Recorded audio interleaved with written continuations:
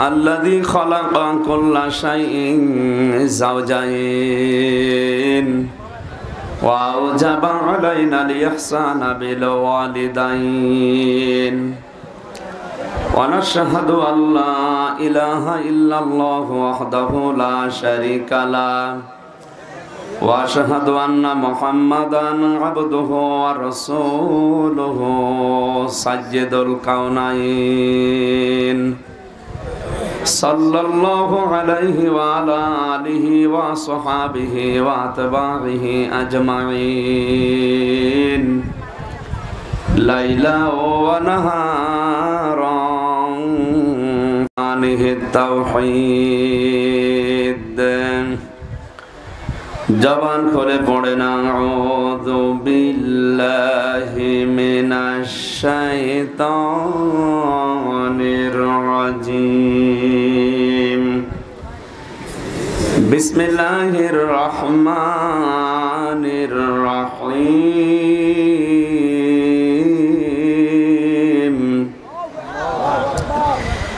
ইন্নাল মুসলিমিনা والمسلمات والمؤمنين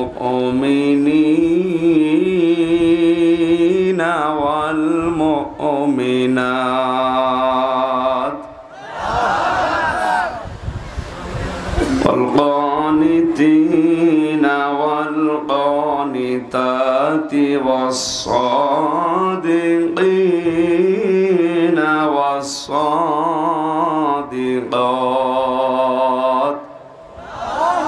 والصابرين والصابرات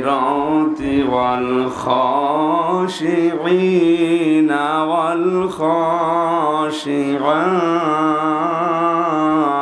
والخاشعات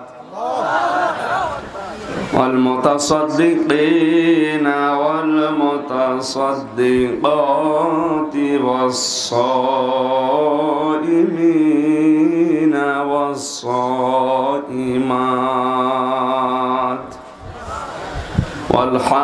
والحافظين فروجهم والحافظات والذاكرين الله كثيرا والذاكرات أعد الله لهم مغفرة وأجرا عظيما صدقت يا ربنا اللهم صل على سيدنا مولانا محمد وعلى آل سيدنا مولانا محمد صلى الله عليه وسلم বাংলাদেশের ঐতিহ্যবাহী জেলা বগুড়া শাহজাহানপুর থানার অন্তর্গত বেজোড়া চকড়া দারুল আমান জামে মসজিদ কমিটি কর্তৃক আয়োজিত দিনের বেলায় ঐতিহাসিক তাফসিরুল কোরআন মাহফিলের স্বনামধন্য সভাপতি জনাব আলহাজ প্রভাষক সোহরাব হোসেন সান্নু আতালাল্লাহু উমরাহু ওয়া বারাকাল্লাহু ফি হায়াতি, সহ সভাপতি জনাব রুহুল কুদ্দুস ঢিলু, জনাব মোহাম্মদ আব্দুর রাজ্জাক, প্রধান অতিথি শাইখুল মাশায়েখ মাননীয় জাতীয় সংসদ সদস্য অধ্যাপক ডাক্তার মোস্তফা আলম নান্নু, বিশেষ অতিথিবৃন্দ, যত মানুষের নাম দেখছি এটা একটা একটা করে নাম বলে দোয়া করতে গেলে আরো 10 মিনিট যাবে। একবারে দোয়া করে দিলাম নাকি? সে শিক্ষক ক্লাসে যে জিজ্ঞাসা করছে এক ছাত্রকে, গোট বানান বলছে sir ABCD EFG HIJK LM NOP QRST OVWX YZ কি করবি? বলছে এর ভেতরে আছে, আপনি বানান করে নিন। আমি সব অক্ষর বলে দিলাম, আপনি GOOD এটা বানান করে নিন। আমরা একবারে দোয়া করছি ওয়ারাফা'না লাকা যিকরাক। এই মানুষগুলোর সম্মান শুধু দুনিয়ায় চাই না, আখিরাতেও যেন ঠিক থাকে। ওইটাই তো আসল জীবন, কথা বলেন ঠিক কিনা? আর দুনিয়া মাজরাতুল আখিরা, দুনিয়া হচ্ছে আখিরাতের শস্য ক্ষেত। এখান থেকে ওনারা যেন তৈরি করতে পারে, মরণের পরে আল্লাহ যেন ওনাদের বুঝিয়ে দেন। দুনিয়াতে যে যতটুকু যত পরিমাণে কাজ করবে, কিয়ামতে আল্লাহ ওইটা তাকে ঠিক উজরত পারিশ্রমিক হিসাবে পৌঁছিয়ে দেবেন। এই মাহফিলটা যার মাধ্যমে নিয়েছি আপনাদের এই মসজিদের সম্মানিত খতিব, বিশিষ্ট ইসলামী চিন্তাবিদ, মুফাসসিরে কোরআন জনাব মাওলানা গোলাম রাব্বানী যুক্তিবাদী গায়বান্দা দামাত বারকাতুহুমুল আলিয়া হায়াতে তাজ্জাবা সিহাতে কুল্লিয়া কামনা করছি। এতক্ষণ যারা কথা বলেছেন, আমার সফর সঙ্গী সেই চুয়াডাঙ্গা থেকে আগত মাওলানা হুসাইন আহমেদ মাহফুজ সহ নাম না জানা অন্যান্য ওলামায়ে কেরাম, ডানে বামে যে সমস্ত সম্মানিত ব্যক্তিবর্গ বসে আছেন তাদের জন্য দোয়া করে, সামনে বসা মুসলমান ভাইরা, পর্দার আড়ালের সম্মানিতা মা এবং বোনেরা, প্রশাসনের ভাইরা, প্রাণ প্রিয় বগুড়াবাসী, মহান রব্বুল ইজ্জাত আল জালালের দরবারে শুকরিয়া জানাচ্ছি যিনি আমাদের সুস্থ রেখেছেন। বিজ্ঞান এখন প্রমাণ করছে মানুষের এই মুখ দিয়ে কয়েক ইঞ্চি জায়গা, এখান থেকে এক একটা কথা তৈরি হতে 27টা স্তর পার করা লাগে।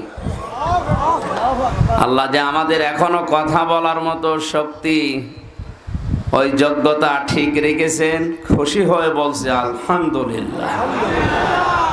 পৃথিবীতে যত দয়া আল্লাহর আছে, সবচাইতে বড় দয়ার প্রমাণ হচ্ছে কোরআনে কারিম দেওয়া, এরপরে মানুষকে কথা বলার যোগ্যতা দেওয়া। এটা আল্লাহর বড় নিয়ামত। আল্লাহ পাক বলেন আর রহমানু আল্লামাল কুরআন খালাকাল ইনসানা আল্লামাহুল বায়ান।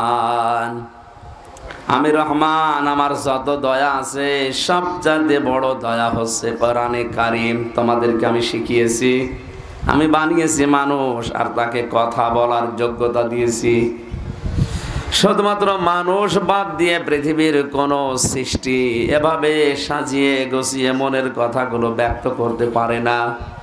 সুতরাং এই নিয়ামতটা যারাই পেয়েছি বোবা নয়। আর একবার বলেন আলহামদুলিল্লাহ। এ পৃথিবীর মানুষ আনন্দ করবে কি নিয়ে, খুশি হবে কি নিয়ে? আজকের এই অনুষ্ঠান সাজানো দেখে মনে হচ্ছে এলাকার মানুষের আনন্দ হয়েছে। قل بفضل الله وبرحمته فبذلك فليفرحوا هو خير مما يجمعون। খুব খেয়াল করে শুনবেন। আল্লাহ পাক বলেন পৃথিবীর মানুষকে আপনি বলেন তোমরা যা পেয়ে আনন্দ করো, খুশি হও, উল্লাস করো। সবচাইতে দামি সম্পদ আল্লাহর কাছে কোরআনে কারিম।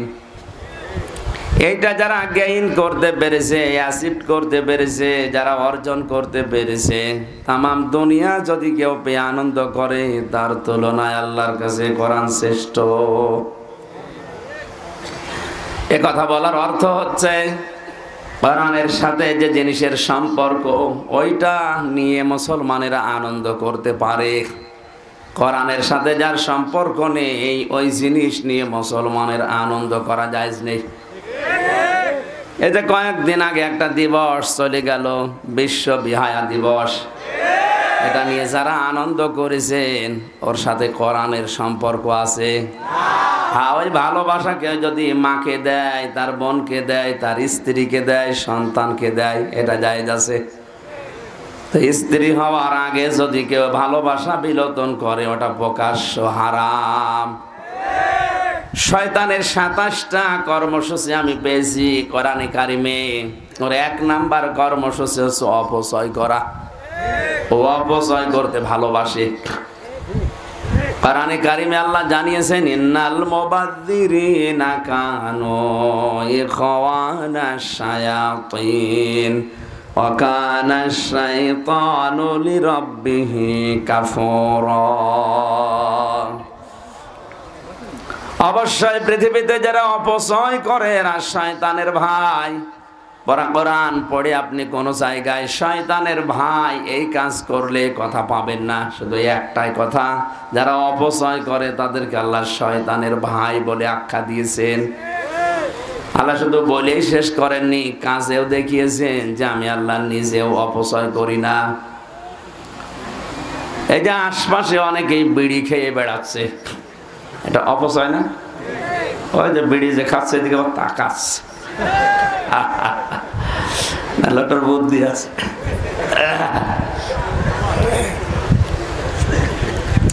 প্রায় 22,000 কোটি টাকা শুধু মানুষ ধোয়া দিয়ে এক বছরে উড়িয়ে দিচ্ছে এই বাংলাদেশে। এমনি গরিব দেশ, ধার দেনা করে পদ্মা সেতু, টানেল, কত কিছু আমরা বানাচ্ছি। টাকা নেই বলে তো ধার করা, খরচ করা লাগছে। কথা বলেন ঠিক কিনা? আর সেই দেশের মানুষ যদি এত টাকা ফো দিয়ে, আগুন দিয়ে উড়িয়ে দেয়, তো এ দেশ ডিজিটাল থেকে স্মার্ট হবে? খালি স্বপ্নই দেখে যাবেন, কিয়ামতের আগে হবে না। এই জন্য আমাদের ডিজিটাল থেকে স্মার্ট হওয়ার জন্য অপচয় বন্ধ করা লাগবে। রাতের বেলায় একটা লাইট দিলেই হয়, 22টা লাইট জ্বালিয়ে রেখেছে আন্দাজে। আল্লাহ রাব্বুল আলামিন আয়াতের প্রমাণ দিয়েছিল 3.5 হাত বডির ভেতরে। বিজ্ঞান এখন দেখতে পেয়েছে আয়াতটা নিয়ে, যে মানুষ যত খাবার খায়, এই খাবারগুলো হজম করার জন্য একটা রস লাগে, পিত্ত রস। এটা তৈরি হয় খাবারের নির্যাস থেকে। এ ফোঁটা ফোঁটা করে ওই রসগুলো পড়তে থাকে খাদ্যের উপরে, তখন খাবারগুলো তাড়াতাড়ি হজম হয়ে যায়। এটা এত দামি জিনিস, যতক্ষণ পর্যন্ত খাবার আপনার পেটে আছে ততক্ষণ ওই রস পড়তেই থাকবে। খাবার যখন থাকবে না, আপনার পেট খালি থাকবে, ওই মুখটা অটোমেটিক বন্ধ হয়ে যাবে। আল্লাহ জানাতে চেয়েছেন পৃথিবীর বান্দা বান্দিরা, আমি শুধু ওয়াজ করে শেষ করে দেয়নি যে অপচয় আমি করি না, অপচয় করলে সে শয়তানের ভাই। আমি নিজে এটা দেখিয়েছি। এ দামি জিনিস যদি খোলা থাকে পড়তেই থাকবে, এটা অপচয়ের শামিল। এ কারণে দামি জিনিসটা যতক্ষণ তোমার পেটে খাবার নেই, এটা পড়বে না, অটোমেটিক মুখ বন্ধ হয়ে যাবে। শয়তানের 2 নাম্বার টার্গেট ছিল পৃথিবীতে, সব সময় যৌনতা ছড়াতে ভালোবাসে। উলঙ্গপনা, বেহায়াপনা, বিশেষ করে মানুষের লজ্জা স্থানের প্রতি ওর আকর্ষণ বেশি। এই 14 ফেব্রুয়ারি পালন করার সবচাইতে বড় টার্গেট উলঙ্গপনা। কথা বলছে না কেন? শফিক রেহমান, এ শয়তানের ভাইরা ভাই, ইংল্যান্ড থেকে এই দিবসটা এনেছিল আমাদের কাছে ধার করে, ভিক্ষা করে। অথচ এই দিনে হয়তো আপনারা ইসলামী মাইন্ডের লোক এজন্য টের পাচ্ছেন না। কলেজ বিশ্ববিদ্যালয়ের দিকে তাকান, এদিনে সে কত মানুষ তার ইজ্জত হারিয়েছে, ফেরেশতারাও লিখে শেষ করতে পারছে না। এই জন্য আমাদের সাবধান হওয়া লাগবে। শয়তান কিন্তু জান্নাত থেকে হযরতে আদম এবং হাওয়াকে বের করে দেবে উদ্দেশ্য তার ছিল না। এইদিকে তাকান। আমি যতগুলো তাফসীর পড়েছি, মুফাসসিরিনে কিরাম লিখেছেন জান্নাত থেকে শয়তান আদম এবং হাওয়াকে বের করে দেবে উদ্দেশ্য তার ছিল না। ওর উদ্দেশ্য ছিল কি করে এদের লজ্জা স্থান দেখা যায়। এই জন্য শয়তান হচ্ছে যৌনবাদী। আসতে পারে। আর আমাদেরকে যারা মৌলবাদী নাম দিয়েছেন, অসুবিধা নেই। মৌল মানে মূল। আমরা মূলে আছি, পৃথিবীর সবচাইতে বড় মূলে আছে আমার আল্লাহ। আল্লাহকে যারা ধরে রাখে, তার কোরআন যারা আঁকড়িয়ে ধরে, তাদেরকে ওনারা মৌলবাদী বলে। আমরা উল্টা উল্টা নাম দিয়ে বলবো আপনারা যৌনবাদী। এই যে বেহায়াপনা, উলঙ্গপনা, যৌনতা ছড়াতে ভালোবাসে শয়তান। সুতরাং এই দিবসটা যারা পালন করছেন, এর সাথে কোরআনের কোনো সম্পর্ক, হাদিসের সম্পর্ক আমরা পেলাম না।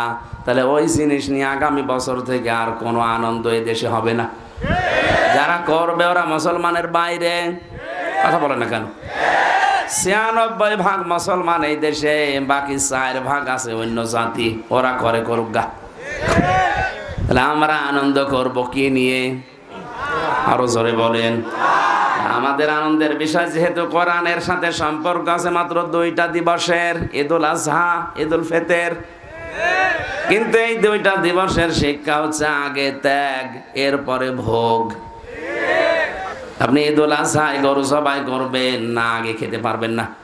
আগে গোশত গুলো গরিব মানুষকে দিয়ে আসেন, ওরা ছেলে মেয়ে নিয়ে রান্না করে খাবে, আনন্দ করবে, খুশি হবে, ওদের হাসি দেখে আপনি খাবেন। এক কথা বলছেন এখানে। তাহলে আগে ত্যাগ, এরপরে ভোগ। ঈদুল ফিতরে সারা মাস রোজা রাখার পরে আপনি মরণের খাওয়া খাবেন, হবে না। আগে ফিতরা দেন, আগে যাকাত দেন, দান করেন, সাদকা করেন। ওই টাকা নিয়ে ওরা সেমাই কিনবে, খাবে, ওদের ছেলে মেয়েরা আনন্দ উল্লাস করবে, ওইটা দেখে আপনি আনন্দ করবেন। এই দিবসে আগে ত্যাগ, এরপরে ভোগ। মুসলমানদের এই 2টা দিবস বাদ দিয়ে যত দিবস আমরা দেখি, কোন জায়গায় ত্যাগ নেই, আগে ভোগ এরপরে ত্যাগ।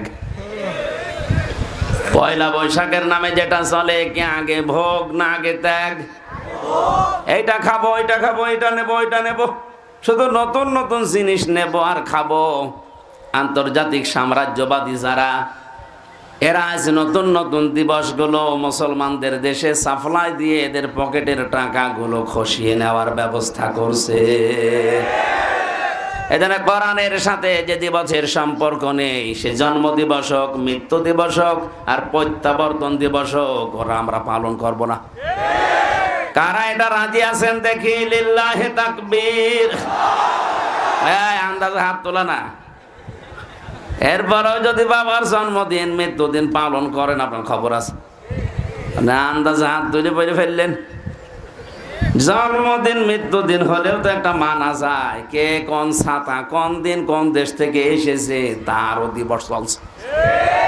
এভাবে করতে করতে যদি সবই দিবস হয়ে যায়, আমরা কোন দিন কি করব বলেন? আজকের এই দিনের সাথে সম্পর্ক, এই যে সুন্দর আয়োজন, এটার সাথে সম্পর্ক কিসের? কোরআনে কারিমের আলোচনা বাদ দিয়ে যদি বলা হতো এখানে মমতাদের ড্যান্স হবে, নাচ হবে, গান হবে, আপনারা আসতেন? আসতো। ওই ক্লাস আলাদা আছে। ওখানে যায় যারা থার্ড ক্লাস মানুষ, তারা সেকেন্ড ক্লাসও না। চরিত্র বলতে যাদের সেটা ফোটাও বাকি থাকে না, তার ওরকম উলঙ্গপনা নাচ দেখতে যায়। আমাদের চরিত্র শুধু না, আমাদের সবচাইতে বড় দামি জিনিস ঈমান আছে। এজন্য কোন মুসলমান এরকম উলঙ্গপনা, বেহায়াপনা, যৌনতা ছড়ায় এরকম জায়গায় আর যেতে যাবেন? এরপরও ওয়াজ যেখানে শুনবেন ওখানে একেবারে ইঁদুরের বিষ খাওয়ার মতো ব্রেক করে ফেলবেন। আল্লাহ যেন আমাদেরকে আজকের মাহফিলটা কবুল করেন, বলেন আমিন। দরুদ আর সালাম পড়ছি আমাদের নবী মুহাম্মদুর রাসূলুল্লাহ সাল্লাল্লাহু আলাইহি ওয়াসাল্লামের প্রতি। একবার দরুদ পড়লে আমরা জানি, মান সাল্লা আলাইয়া ওয়াহিদান সাল্লাল্লাহু আলাইহি আশরা, মহান আল্লাহ তার দিকে 10 বার তাকিয়ে থাকে। কয়বার? এই জন্যই তো প্রথমে একবার দরুদ পড়ে নিলাম। হয়তো এই বগুড়া, নওগাঁ, রাজশাহী এলাকাতে অনেকে দরুদ এটা পড়তে চায় না, দরুদ ইব্রাহিম পড়ে, এটা উত্তম দরুদ। দরুদ পড়া যাবে না, এ ফতোয়া আপনি দিতে পারবেন না, কারণ এর ভেতরে যে কথাগুলো আছে ওইটাই মেন। আপনি এখানে বসে এক বাক্যে জবাব দিয়েছেন, আল্লাহুম্মা সাল্লি আলা, হে আল্লাহ তুমি রহমত নাজিল করো আলা মুহাম্মদ, মুহাম্মদের উপরে। আল্লাহ যেন ছাত্রের মতো আমাদের জিজ্ঞাসা করছে, তোমরা যে কামনা করলে যে রহমত নাজিল করো মুহাম্মদের উপরে, কে এই লোকটা কে?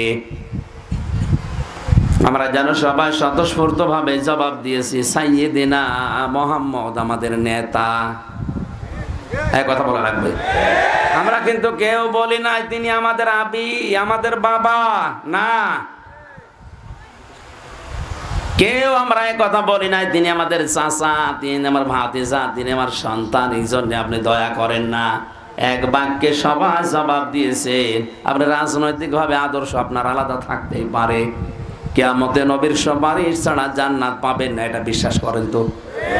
এক কথা বলা লাগবে, বিশ্বাস করেন? এই বিশ্বাসের কারণে আমরা সবাই বললাম সাইয়্যিদিনা, ইয়া আল্লাহ তুমি রহমত নাযিল করো ওই মুহাম্মাদের উপরে যিনি আমাদের নেতা। সূক্ষ্মভাবে একটা কথা বলছি, খেয়াল করেন আলেম যারা আছেন, হযরতে আদম থেকে কিয়ামত পর্যন্ত যত মানুষ আসবে কোন মানুষকে আল্লাহ নেতা বলে ডাক দেননি। সমগ্র মুহাম্মদুর রাসূলুল্লাহকে আল্লাহ নিজে বলেছেন ইয়াসিন, হে নেতা। হে কি? হে নেতা। আল্লাহর ঘোষিত নেতা পৃথিবীতে একজনই। এখানে আয়াতের তাফসীর পড়তে গিয়ে দেখেছি পৃথিবীতে কিয়ামত পর্যন্ত যদি মুসা নবী, ঈসা নবীও আসে আর মুহাম্মদুর রাসূলুল্লাহকে তার নেতৃত্ব বাদ দিয়ে কেউ যদি মুসা নবীকেও গ্রহণ করে ও জাহান্নামে যাবে। এই কথা বলা লাগবে। আপনি কি বুঝে শুনে হ্যাঁ বলছেন? টের পাচ্ছেন ও কথার ওজন কত?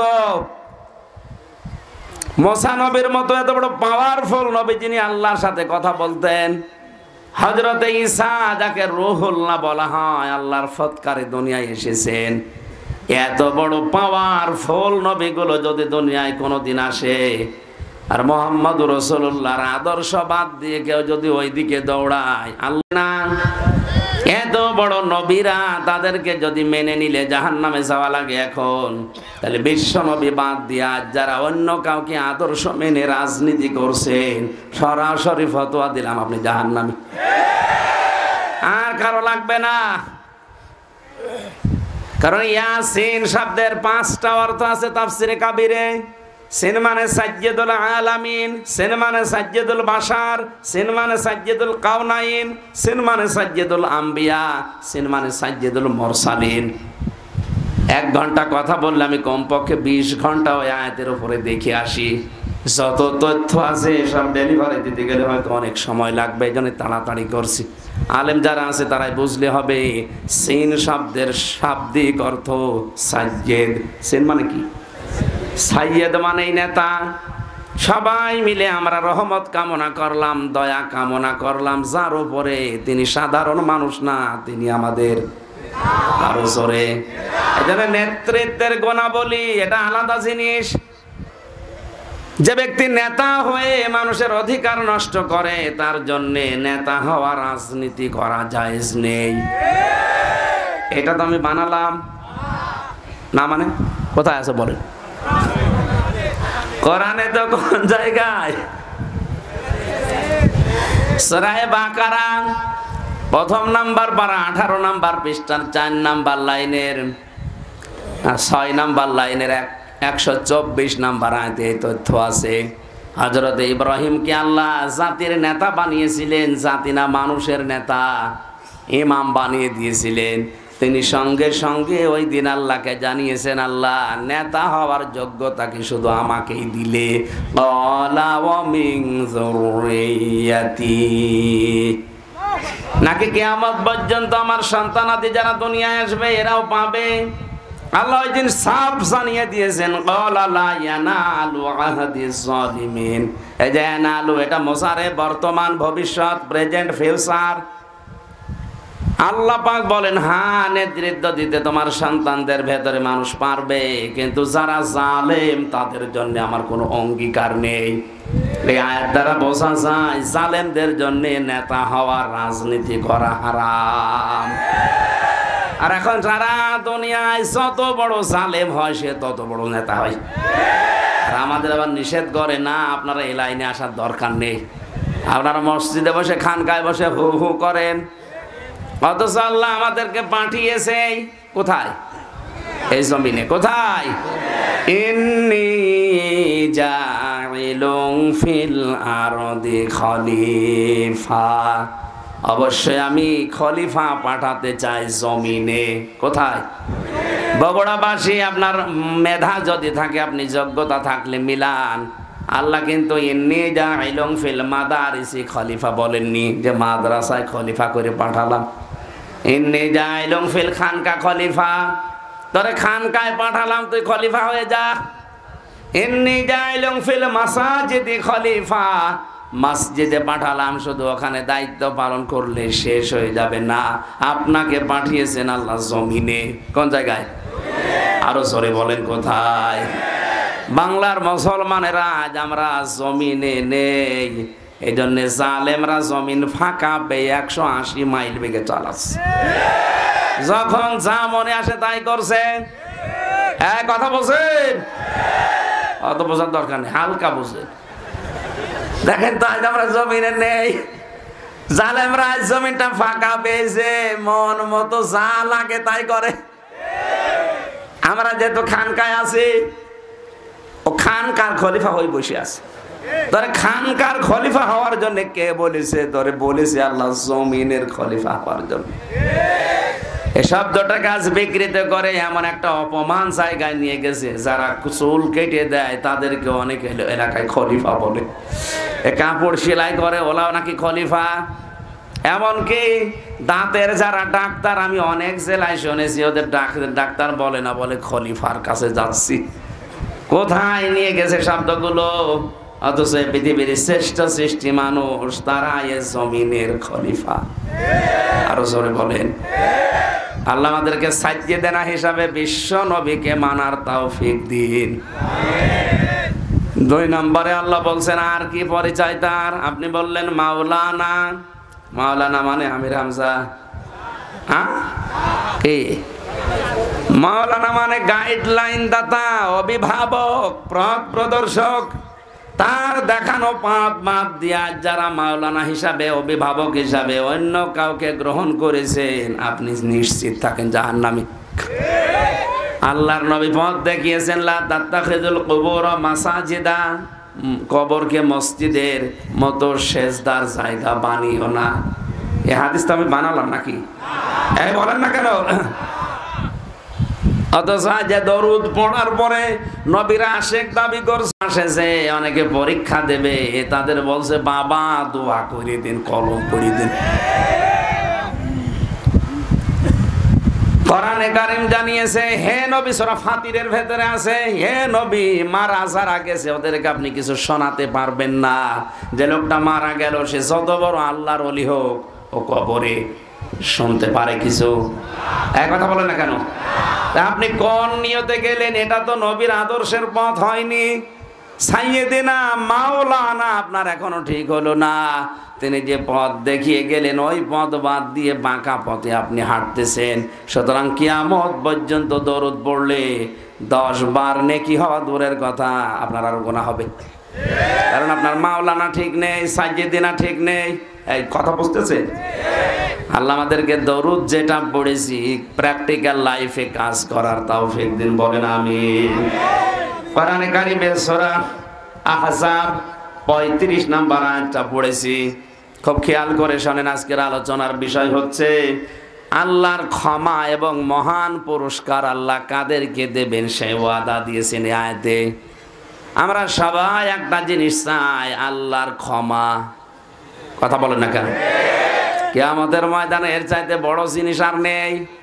আল্লাহ পাক যে বিচারের সিস্টেম বানাবেন, 3টা ধাপ করবেন। এই তাকান, আল্লাহর বিচারের সিস্টেমে ধাপ হবে কয়টা? সবাই বলেন।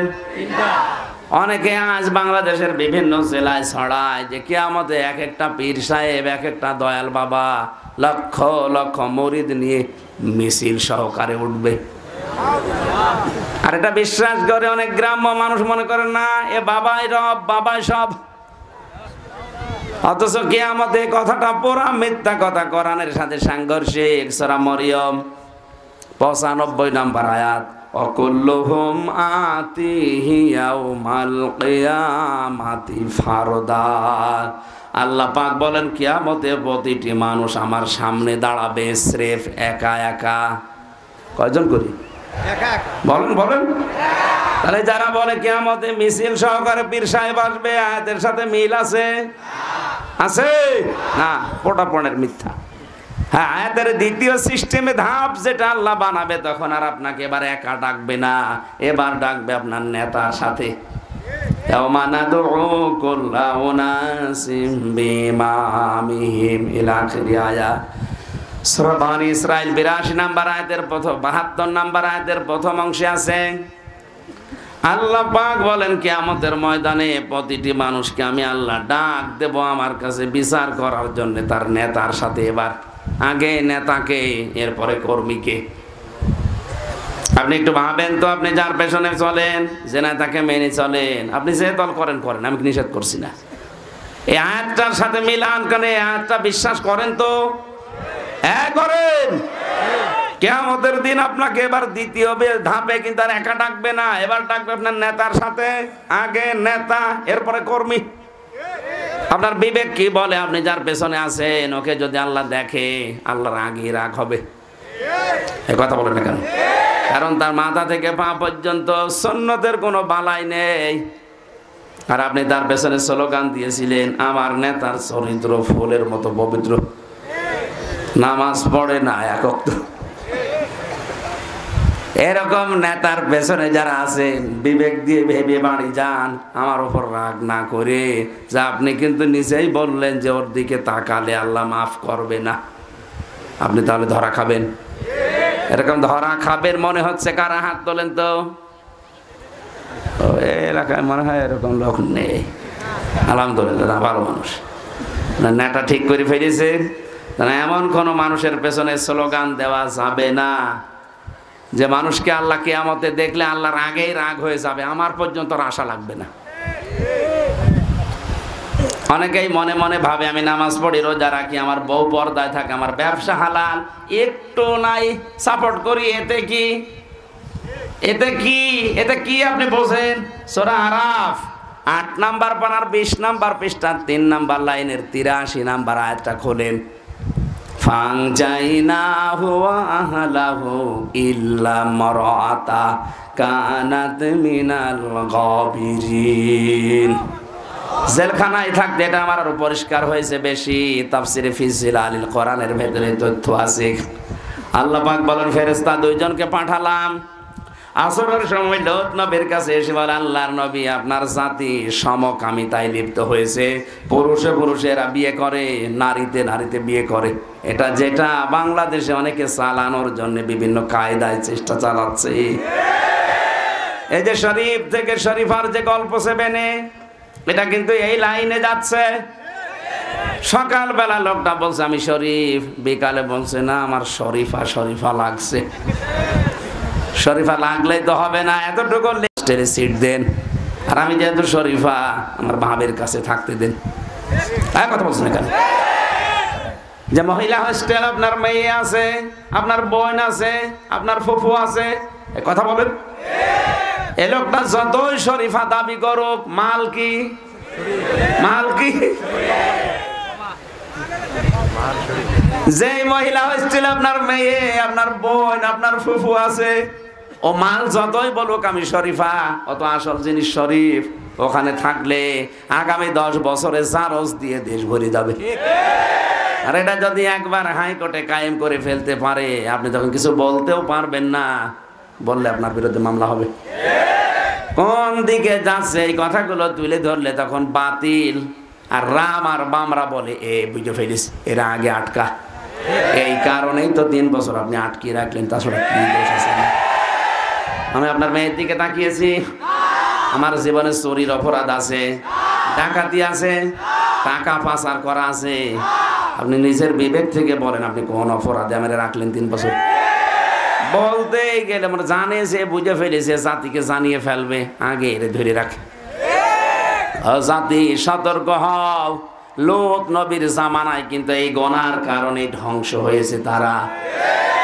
ফেরেশতা দুইজন এসে বলে, আল্লাহর নবী মাগরিবের আগে এখান থেকে চলে যান, গজব নাজিল হবে মাগরিবের সময়, কিন্তু সাবধান আপনার স্ত্রীকে সাথে নেবেন না।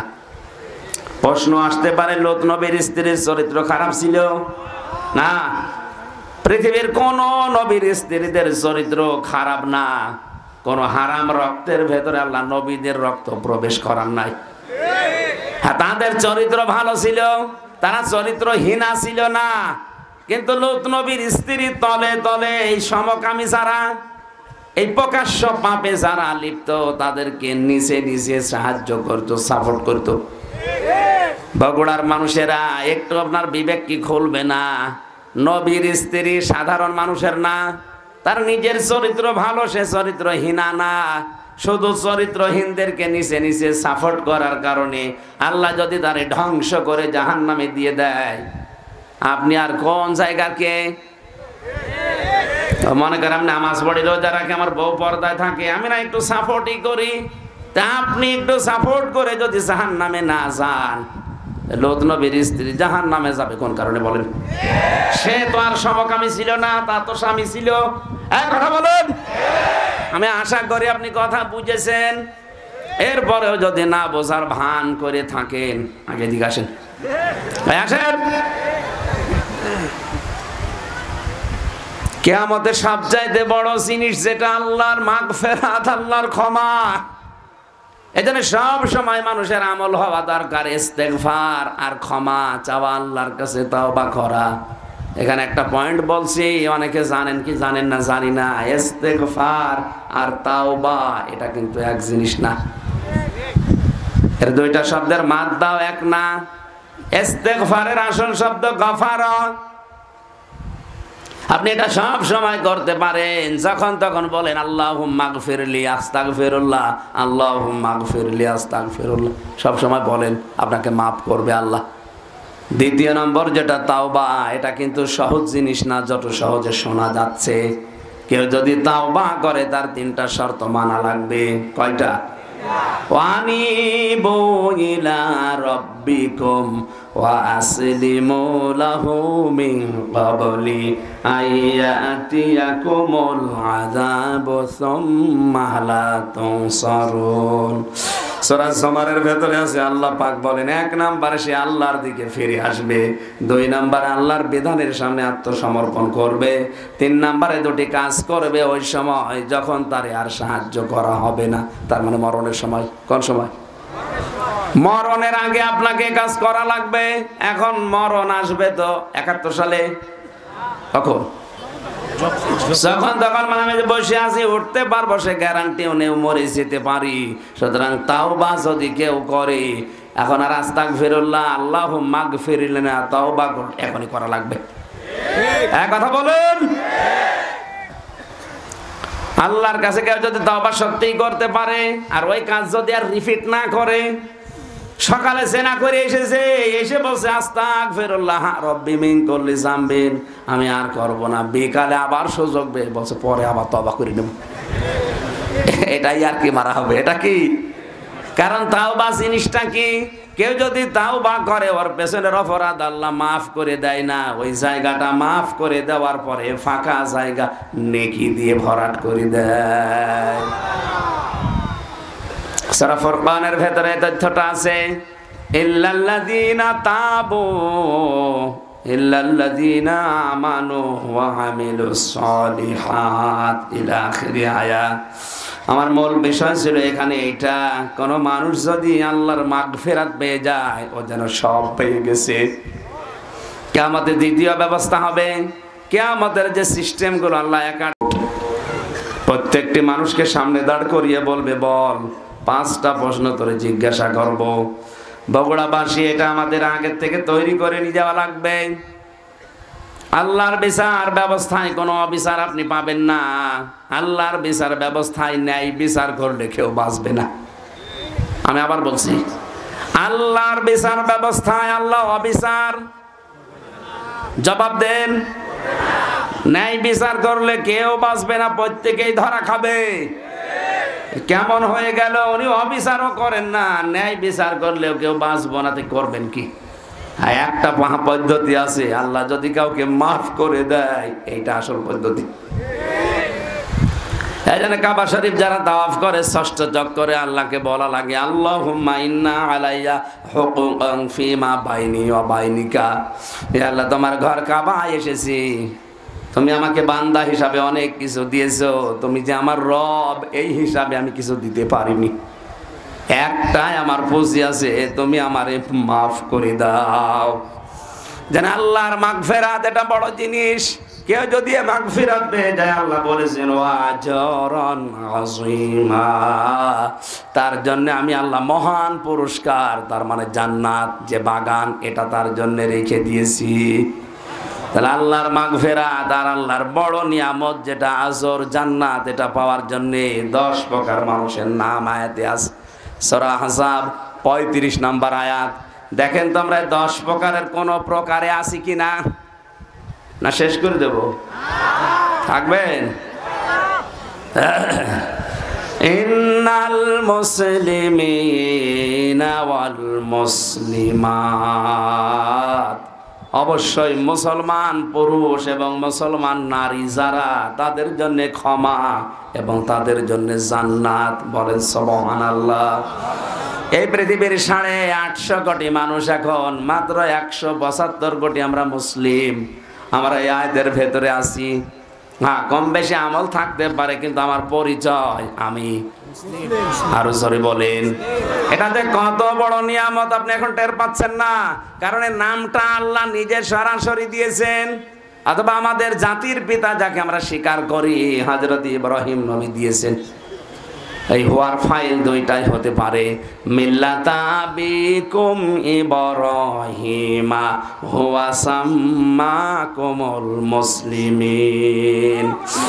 তোমাদের জাতির পিতার নাম ইব্রাহিম, আর তিনি তোমাদের নাম দিয়েছেন মুসলিম। আজ মুসলমান নাম অনেকে রাখতে চাচ্ছে না। মুসলমান শব্দ যেখানে দেখে কেটে সেটে বাদ দিতে চায়।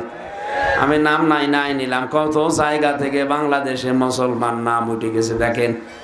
হ্যাঁ, কথা বলেন না কেন? বিশ্ববিদ্যালয়ের মনোগ্রাম গুলোতে আগে কোরআনের আয়াত লেখা থাকতো, নবীর হাদিস লেখা থাকতো, খায়রুকুম মান তাআল্লামাল কোরআন ওয়া আল্লামা, ইন্নাদ দীনা ইনদাল্লাহিল ইসলাম, ইকরা বিইসমি রাব্বিকাল্লাযী খালাক, বিসমিল্লাহির রহমানির রহিম। অথচ এইগুলো এখন বাদ দিয়ে এই জায়গাগুলোতে এমন কিছু দিয়েছে যেটা মুখে বলাও কষ্টকর। আরে ভাই, আমরা তো অন্য জাতি না, আমরা তো খ্রিস্টান না, আমরা তো ইহুদি না, আমরা তো মুশরিক না, আমরা তো বৌদ্ধ না, আমরা কি? হ্যাঁ বলেন। আল্লাহর ক্ষমা যদি কেউ পেতে চায় তাকে মুসলমান হওয়া লাগবে। এখন মুসলমান কাকে বলে? সিলমন শব্দ থেকে এসেছে এটা। সেলমন বা সালমন মানে শান্তি, সুখ। কি বললাম? সেলমন বা সালমন এর শাব্দিক অর্থ হচ্ছে শান্তি, সুখ, নিরাপত্তা। হযরত ইব্রাহিম আলাইহিস সালাম তার জীবন দিয়ে দেখিয়েছেন। আল্লাহ পাক যখন যে অর্ডার তাকে দিয়েছেন, আমি তার পুরা জীবনে বড় বড় 10টা পরীক্ষা পেয়েছি। কেউ যদি 10টা পরীক্ষা ইব্রাহিম নবীর মতো সম্মুখীন হতে পারে, আর যদি টিকে থাকতে পারে, তার জন্যও আগুনের ওই কুণ্ডলী বাগান হয়ে যাবে।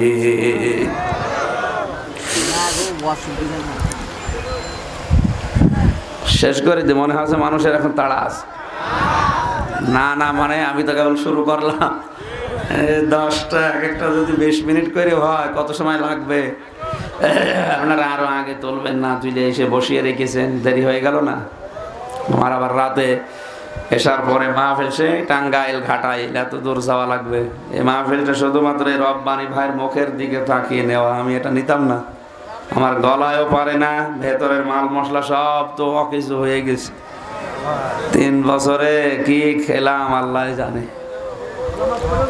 আর এগুলো তো জেলা কারাগারের মতো না, ওটা হচ্ছে হাই সিকিউরিটি কারাগার, কিচ্ছু ঢুকতে দেয় না বাইরে থেকে। এক ঘরের ভেতরে 24 ঘন্টা এই ফাঁসির সেলের ভেতরে তালাবদ্ধ থাক। আমার মনে হয় পাখি যারা থাকে কি কষ্টে যে থাকে, আমি নিজে টের পেয়েছি। ওইভাবে যদি কেউ 10 বছর থাকে আর যোগাযোগ যদি বাইরের বিচ্ছিন্ন হয়ে যায়, ও অটোমেটিক পাগল হয়ে যাবে।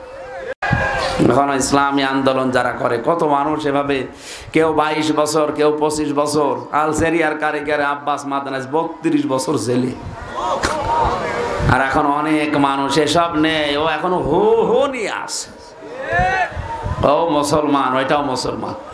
আমি যে তাফসীরের রেফারেন্স গুলো দিচ্ছি, এটা কারাগারে বসে লেখা সাইয়েদ কুতুবের। তারা কারাগারে বসে তাফসীর লেখে, আরে খানকায় বসে শুধু পেট মোটা করছে। ইন্নাল মুসলিমিনা ওয়াল মুসলিমাত, নারী হোক পুরুষ হোক, মুসলমান ওইটা যে আল্লাহর বিধান জানার পরে আর কোনো প্রশ্ন করে না। এটাতে প্রশ্ন করে না, তার প্রমাণের পরের আয়াত 36 নম্বর আয়াতে আছে। সম্মানিত ভাইরা, না এখন ব্যাখ্যা করা ঠিক হবে না, আজান হচ্ছে আর আমার চলে যাওয়া লাগবে। আমি 4টা পর্যন্ত সময় নিয়েছিলাম, 4:30 পার হয়ে গেছে। এ পর্যন্ত দেখে নিয়েন, পরবর্তীতে কোনো জায়গায় আসলে রাতের বেলা মাহফিল নেবেন, দিনের বেলা মাহফিল এভাবে হয় না। আল্লাহুম্মা আমিন। রব্বানা আতিনা ফিদ দুনিয়া হাসানা ওয়া ফিল আখিরাতি হাসানা ওয়া কিনা আযাবান নার ওয়া আদখিলনাল জান্নাতা মাআল আবরার। বড় আশা নিয়ে তোমার বান্দা বান্দিরা কোরআনে কারীম চাতক পাখির মতো শুনছিল, যতটুকুই বুঝিয়েছি আল্লাহ সবাইকে আমল করার তৌফিক দাও। আমার কণ্ঠটা তুমি আগের অবস্থায় ফিরিয়ে দাও, আমার শরীরটা তুমি মেহেরবানি করে দিনের জন্য দিনের জন্য খরচ করার মতো সেরকম যোগ্যতা দাও। মা বোনেরা পর্দা আড়ালে বসে আছে, এদেরকে খাদিজার মতো আয়েশার মতো বানাও। যত আলেম এখানে এসেছে, মাওলানা গোলাম রব্বানী সহ, মাওলানা হুসাইন সহ যত আলেম এখানে এসেছে, আলেমদেরকে আলেম হিসাবে কবুল করো। আমাদের অনেকের মা বাবা নেই, আল্লাহ মা বাবাকে মাফ করে দাও। মাহফিলটা করার জন্য তোমার যে যুবক বান্দারা এত কষ্ট করেছে, হযরতে ওমরের মতো এদেরকে হেদায়েত নসিব করে দাও। এ বগুড়ার মাটি তুমি ইসলামের মার্কাজ বানিয়ে দাও। আল্লাহ চার চোখে শুধু এইটাই দেখতে চাই, কোরআন দিয়ে দেশটা চললে কেমন দেখা যায়। তুমি আমাদের জীবনে ভয়ঙ্কর কঠিন কোন পরীক্ষা নিও না আল্লাহ, আমরা অত বড় ঈমানের অধিকারী না। হযরত ইব্রাহিম আমাদের জাতির পিতা, বড় বড় পরীক্ষা তুমি তাকে 50টার উপরে নিয়েছিলে, সব চাইতে বড় পরীক্ষা 10টা। এই 10টা পরীক্ষায় তিনি একেবারে ফার্স্ট ক্লাস ফার্স্ট হয়েছে। আমরা তার সন্তান হিসাবে আমাদের জীবনে যদি ছোটখাটো পরীক্ষা আসে, আমরা যেন ইব্রাহিম নবী আমাদের বাবার মতো পাশ করতে পারি। আগামীতে মাহফিলটা কোরআনের জন্য আরো বিশাল আকারে তুমি কবুল করে নিও। এলাকায় মাটির নিচে যত মানুষ ঘুমিয়ে আছে, মেহেরবানি করে মাফ করে দাও। রব্বুল আলামিন মাওলানার বাড়িতে ছিলাম, তার বাড়ির উপরে রহমত নাজিল করো। আসমান জমিনের বালা মুসিবত থেকে তুমি বাঁচাও। ষড়যন্ত্রকারীর ষড়যন্ত্র থেকে, হিংসুকের হিংসা থেকে, জালেমের জুলুম থেকে তুমি তাকে রক্ষা করো। আল্লাহুম্মা লা তারুদ্দানা খায়বিন, আল্লাহুম্মা লা তারুদ্দানা খায়বিন, আল্লাহুম্মা লা তারুদ্দানা খায়বিন। তাই একেবারে খালি হাতে ফেরত দিও না। মাথা নিচু করেন, চক্ষু বন্ধ করেন। আল্লাহ তোমার শান মানের কসম, একেবারে খালি হাতে ফেরত দিও না। আমরা অসুস্থ, আমরা মুসাফির, আমরা মাজলুম। মেহেরবানি করে এদিকে তাকিয়ে আজকের মোনাজাত কবুল করো। যে ষড়যন্ত্র হচ্ছে আমাদের ঈমান দ্বারা ঠেকানো সম্ভব না। তোমার ঘর আব্রাহা ভাঙতে এসেছিল, নবীর দাদা বলেছিল এ ঘরের দায়িত্ব আমার না, ঘরের মালিক যিনি তার দায়িত্ব। এদেশে ইসলাম থাকবে কি থাকবে না, ঈমান নিয়ে টিকে থাকা যাবে কি যাবে না। যাদের জন্য তুমি মাগফিরাত এবং বড় বড় নিয়ামতের পুরস্কারের কথা ঘোষণা দিয়েছে, তার প্রথম নাম্বারে মুসলমান। আমরা মুসলিম হিসাবে থাকতে পারবো কি পারবো না, এটা বড় চ্যালেঞ্জের মুখে পড়েছে। তোমার কাছে দায়িত্ব দিলাম আল্লাহ, তোমার নবী ইব্রাহিমের সন্তানদের তুমি বাঁচাও। যখনই মরণ আসবে যেন পড়তে পারি লা ইলাহা ইল্লাল্লাহু মুহাম্মাদুর রাসূলুল্লাহ।